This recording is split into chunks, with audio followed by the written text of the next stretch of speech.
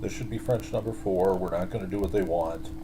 This should be a Winiver, but this person plays a different brand of Winiver where they're really not trying to lock it up. They're trying to play tactically against us, and that's not going to work. And we're going to make our life's ambition to go after their h7 pawn anyway. We're going to see how that works out. So we'll start our engine.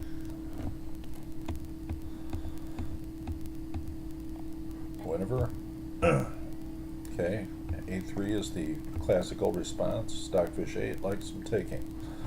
He plays a different line that sort of obligates us to take that bishop. And now queen to g4 is the sharpest line, according to the computer. I also don't play that. Sometimes I do. So now he forks the pawns on c3 and e5.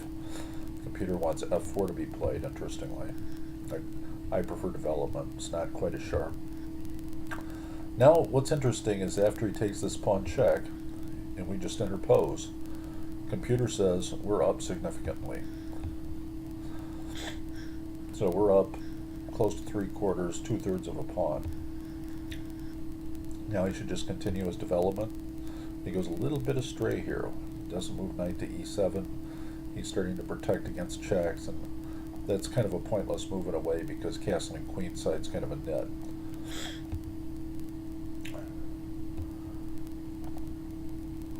So now, interestingly, the computer wants us to continue positionally with b5, restricting his queenside. I just simply played simple developing move. Now, conversely, the computer says that black should play b5, occupying that square and preventing the further expansion on the queenside. However, it still has us up a pawn, and being up a pawn is pretty significant. The fact that black moved his bishop to d7 is not working in his favor at this point. He could be looking at exchanging it in other ways. So knight on b to c6 is what it says is in order. Of course, there's always that response. So the response is kind of a problem. Knight to a5. a5 is the best square for the knight, and it blockades the further situation with the a pawn. Says bishop to b4 is the right move, which I played. Temporarily prevents castling. And he temporarily covers it. Now wants me to play bishop to d6 as soon as possible. And that does tie him up hideously. But if he just moves his queen to the appropriate square, then he begins to have levers to open things up. So we just play to avoid levers. So now he castles, and computer wants us to play knight to g5 with an advantage. Stockfish 8 claims that bishop takes h7 check works. And it may. There's plays on the e7 knight and things like that that they could follow quite easily. So, interestingly, this machine now says bishop to d6 gives an advantage of 9. So I did not play that.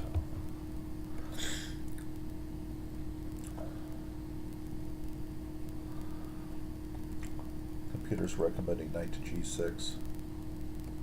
So just something simple like h6 looks like it works. Now this is another really silly move, and I'm not sure why he's going to move rook to e8. Maybe it's knight to g6 back to f8 or something. But it seems pointless. I guess maybe in a way it's going to cover that knight in case bishop to d6 comes down and it unpins. So I guess in a way there's no harm in that, because after all, the knight is pinned. I think would have given up the exchange.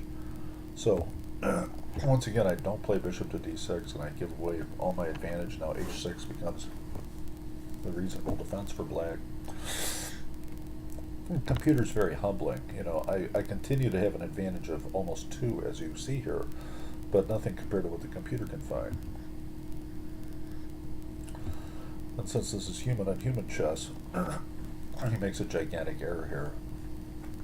Allows me to move knight to g5, which basically ends the game. Of course, finally I interposed that move first. And I don't play knight to g5. My recollection of this is different. So Says he should move his rook back to f8, sack it. He attacks the bishop. I move the bishop. Notice how we're just sitting on this advantage. We're up 2.5, possibly more.